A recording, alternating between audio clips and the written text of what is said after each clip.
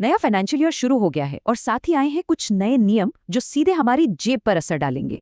तो सैलरी से लेके टैक्स तक बहुत कुछ बदल गया है। चलिए एक एक करके इन्हें समझते हैं। सबसे पहले बात करते हैं सैलरी की, क्योंकि यहाँ एक बड़ा और ज़रूरी बदलाव हुआ है। इसे समझने के लिए पहले CTC यानी कॉस्ट टू कंपनी को जानना ज़रूरी है।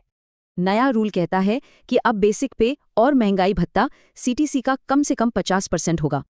तो टेक होम सैलरी थोड़ी कम होगी, लेकिन रिटायरमेंट की बचत काफ़ी बढ़ जाएगी। मकसद सीधा है, सोशल सिक्योरिटी को मजबूत करना और भविष्य के लिए ज़्यादा पैसा जोड़ना। चलिए अब सैलरी से हटकर टैक्स की बात करते हैं। सिस्टम अब आसान और सख्त दोनों हो रहा है। पुराने कॉम्प्लेक्स एक्ट की जगह अब एक नया आसान सिस्टम आ रहा है, जिसमें प्री फिल्ड फॉर्म्स भी होंगे। और हाँ, अब HRA क्लेम करने के लिए मकान मालिक का पैन देना जरूरी होगा। फर्जी दावों पर लगाम लगेगी। सिस्टम को और भी ट्रांसपेरेंट बनाने के लिए अब पैन और आधार को एक साथ जोड़ा जा रहा है। ध्यान रहे, पैन आधार लिंक करना अब जरूरी है, नहीं तो पैन इनएक्टिव हो जाएगा।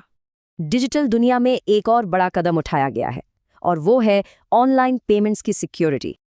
अब हर ऑनलाइन पेमेंट के लिए 2 फैक्टर ऑथेंटिकेशन अनिवार्य है, अमाउंट चाहे जो भी हो।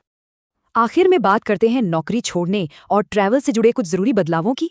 पहले जॉब छोड़ने पर फाइनल सेटलमेंट के लिए 90 दिनों तक का इंतजार करना पड़ सकता था, लेकिन अब नए नियम के तहत कंपनियों को सिर्फ 2 दिन में फुल एंड फाइनल सेटलमेंट करना होगा। ट्रेन टिकट कैंसिल कर रहे हैं तो ध्यान रखें, रिफंड के लिए 8 घंटे पहले कैंसिल करना जरूरी है।